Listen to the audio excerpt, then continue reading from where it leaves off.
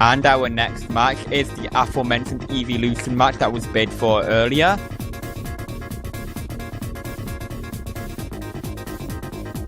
And the Stadium 2 sets at that. The red corner here will be sporting the Generation 1 evolutions here with Jolteon, Vaporeon, and Flareon, while the blue corner will have Eevee and its 2 time-specific evolutions, Espeon and Umbreon.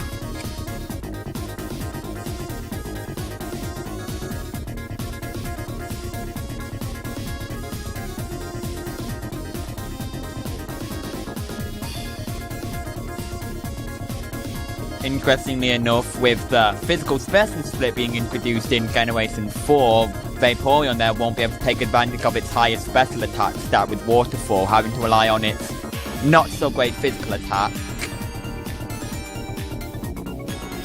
You do bring up a good point there, and its special attack essentially goes to waste here, having 2 physical attacks.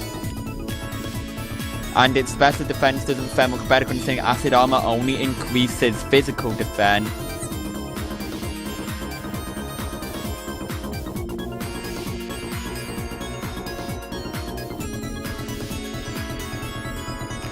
However, with it only outspeeding Umbreon here, that is the only Pokemon that it could get any flinches off of with its Waterfall. Yeah, so unless there's... no, I'm not seeing any ways for the red team to be able to slow down the blue team.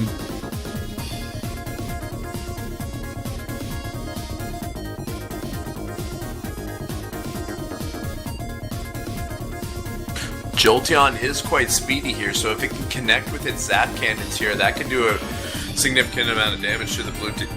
Oh yeah, plus the paralysis does quarter speed, so that does leave the opportunity to tag out to Vaporeon to allow for some flinches on top of that paralysis. With that, we got about 15 seconds left on this match for betting. Best of luck to both teams, and just don't suck.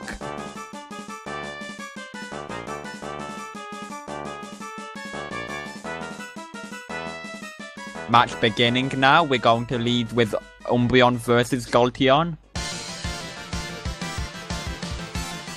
Back at the Courtyard Coliseum, will we see Fog once more?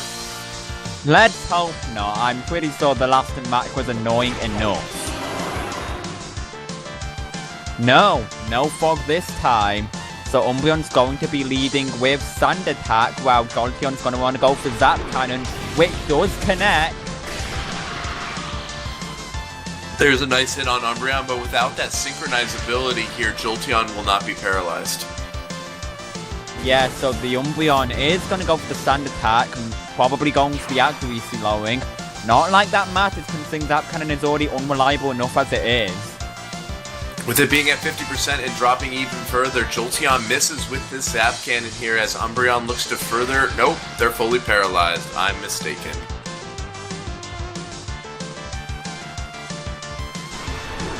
Though the Jolteon does connect with Zap Cannon once again, proving that accuracy long doesn't equal an instant loss when it comes to moves like Zap Cannon or Dynamic Punch.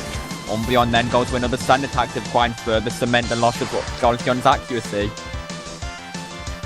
With Jolteon's accuracy down now, Zap Cannon will have a very difficult time connecting with this Umbreon. And it does miss again this turn, so Umbreon might be able to get another move in before it faints.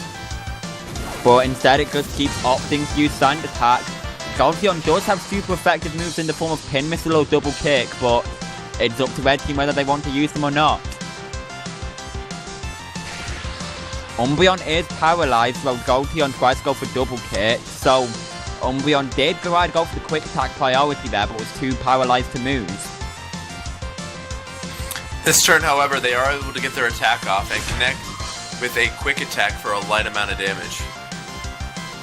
Jolteon still not hitting with Pin Missile, so this could spell out some eventual residual KO from Umbreon if it can keep pulling off damage, but no, it's paralyzed once again. Jolteon still being unable to hit.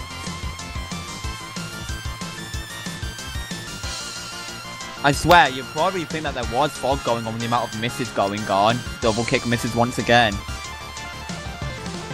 However, Feint Attack cannot miss and hits into this Jolteon, doing a little bit more than that quick attack, but Jolteon still remains above half health. Well, I mean, it's not like Feint Attack would have run the risk of missing because Umbreon hasn't had its accuracy lowered, but a Pin Missile does come in and does score off multiple hits, dealing super effective damage, so that still isn't enough to KO Umbreon. However, Umbreon is going to be fully paralyzed again, so Jolteon looks to finish it off if it can pull off a move. It does pull off a double kick, so we are going to hopefully see a KO of Umbreon. And we do, Umbreon goes down. One swift kick in the jaw and Umbreon will faint, so either Espeon or Eevee will now take over for the blue corner. Well, no, it could be Espeon because switching is allowed in this match. And indeed it is. Blue corner will send their Espeon in next to combat the Jolteon. We could see some more Pin Missiles here because Psychic type is weak to the Bug type, but no, it misses. Those sand attacks are continuing to pay off well after Umbreon has fainted. Psybeam does about a quarter to a third of Jolteon's health, which could spell trouble if Espeon can pull off another Psybeam. Pin Missile does hit this time, however, dealing more damage than it did to the Umbreon due to Espeon being less bulky. It does hit 5 times. And with that Psybeam, Jolteon will go down, ensured of the victory thanks to the crit. I don't think the crit even mattered, really. I don't think it mattered either, but it definitely ensured that it would not survive. Yeah, last time I checked, the Psybeam did do about 100 damage, so it was pretty much game over for the Jolteon right there and then. But in comes Vaporeon, hoping to get some damage off with Water Form. Espeon does obviously outspeed and go for Psybeam, but it does have its special bulk in its high HP and special defense stats. Vaporeon will connect with the waterfall, doing a nice chunk of damage and taking Espeon down to critical health. Another Psybeam does come in. Let's see how this plays out for the blue team. Putting Vaporeon barely above half health and confusing it. No self-hit, and Vaporeon looks to finish Espeon off with this waterfall.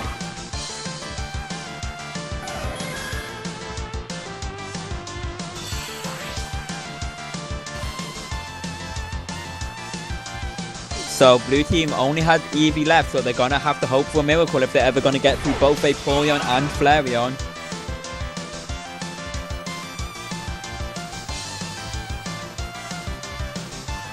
Eevee will be moving first here with the takedown. Let's see how much damage it does to Vaporeon. It does quite a chunk of damage. Though it does take recoil and compensation. Oh, and self-hit. If Espeon, no, Vaporeon had higher attack stat, that could have spelled the end for it. Eevee will finish it off the following turn though with this takedown, and Flareon will come out for the red team. Yeah, it's the same. It can't make advantage of its good physical attack as it doesn't get many options to use. It has Fire Blast, if only because Fire Fang did not exist in Generation 2.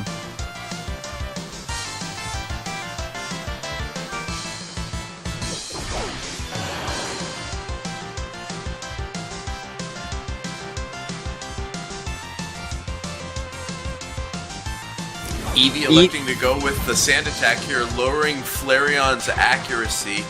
Yeah, with Fire Blast already having a 70% chance to hit, but it still goes through the sand attack and hits anyway.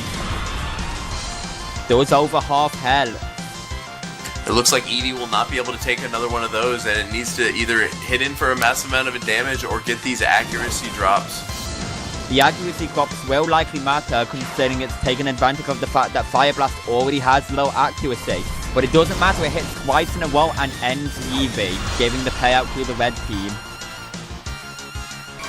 So the Generation 1 Eeveelutions will take the match and enjoy a nice 57% payout.